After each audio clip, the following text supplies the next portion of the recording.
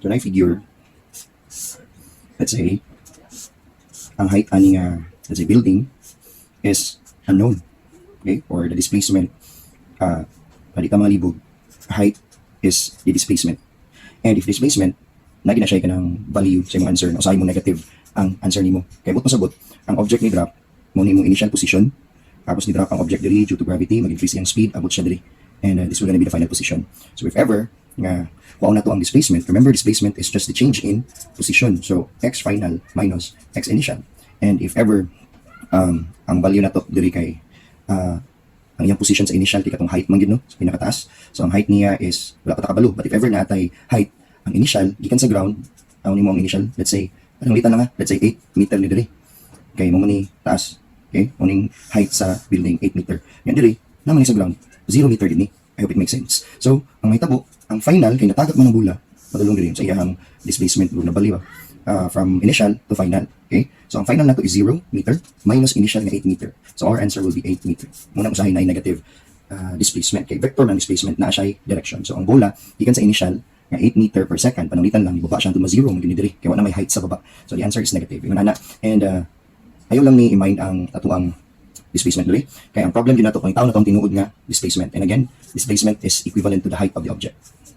Height. Okay? And then, given diri, nga pag-abot sa object, before siya mo reach the ground, ang nasa velocity nga negative 3 meter per second. Muna itong given. Ang tao na to ang time before ang bola mo reach the ground. Time, aning nasa sa negative 3 meter per second pa before mo hit ang bola sa ground. Okay? So let's try to find out later.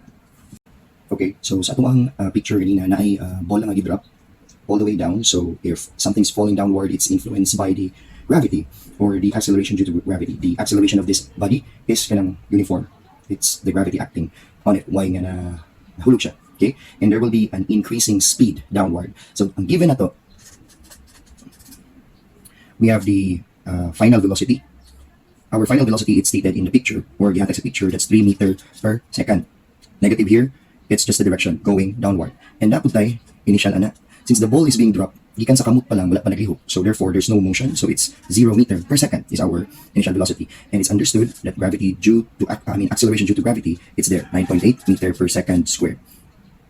Negative na to ang gravity, kaya tungod downward po siya. It's just the direction. So ang punta na, we will be figuring out the time nga ang bola mo hit before hitting the ground. Okay? Sa negative 3 meter per second na velocity, unsa na nga time diha. Okay? So in getting the time, the best formula is Vf equals Vi plus acceleration due to gravity times the time. Because naatay final velocity, which is negative 3 meter per second, naputay initial, which is 0, kaya gikan siya sa kamot niya gidrop. So walay motion, so 0. And understood that gravity is always there. So naputay value sa gravity and wala tay time. So ang buhaton is substitute perfectly sa mga unit. Ato ang final velocity, it's negative 3 meter per second. Ato ang initial is from rest, 0 meter per second, plus the gravity, which is negative 9.8 meter per second squared, multiplied by the unknown variable time. Okay? It's 0, so we can get rid of it.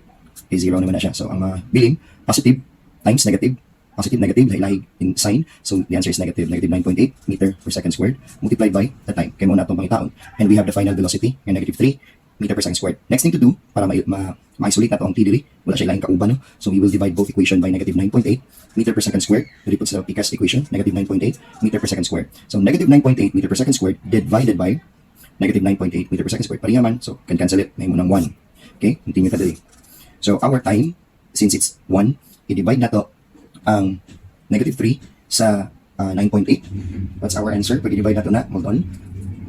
Okay, may natin calculator diri. So 3, i-divide sa 9.8. 9.8. It's equivalent to 0.306 seconds. Or approximately, ito lang i-round off, no? 0. Tanawa ang number kilid sa 0 if ever 2 sigfig. Ito ang gipangita. No? Kung 2 sigfig lang kutub. So 6 man, so we will add 1 to 0. So our answer is approximately 0.31 seconds. Ang na seconds na kay cancel na to ang meter. Cancel po na to ang seconds. Duha man ka seconds diri. So i-umit lang ni squared. So na nabilin, isa ka seconds. So this will be our answer. So nakuha na nato ang time sa itong previous solution. It's 0.31 seconds. And we need to determine the displacement. And again, displacement is equivalent to the height of the building. Let's say building. We don't know yet. So among the kinematic equations, ang pinakalindot gamiton, pinakadali gamiton to get the displacement kay our enemy in taking exams is the time. Okay, nagdagan time niya. Dili ka sa pinakadali makuha ang answer. Okay? And yeah, yan yung mahitabo ron. So natay formula sa kinematics nga. Final velocity minus initial velocity divided by 2 times the time. Recall, our final velocity is negative 3 meter per second, and then minus the initial velocity of 0 meter per second since the ball is from rest before release. Magikuha lang ito ang average aning duha. Tapos, we will multiply by the time. Time is 0.31 seconds. Okay, so obviously, negative 3 minus 0, it's, anti-space dito. Negative 3 minus 0, it's negative 3 meter per second. Maad mo ning duha, para sa unit. Okay, meter per second. So you can literally do the operation. So negative, add na to same integers. So since 0, so natin 3, negative 3 na. And don't forget, we will still divide it by 2 before multiplying it with our value of time. So, during a case, maka-cancel na ta og unit, no? We can cancel, before sa ana, i-divide sa nato ang negative 3 sa 2. Negative 3 divided by 2, unlike sign, so the answer will be negative, okay? Negative 1.5 meter per second. And that's the time we will multiply it by 0.31 seconds, and we can cancel second, bili na to ang meter. So 1.5 times 1.5 multiplied by 0.31, the answer is negative man, negative 1.5 niya positive. The answer is negative 0.465 meter, or approximately 0.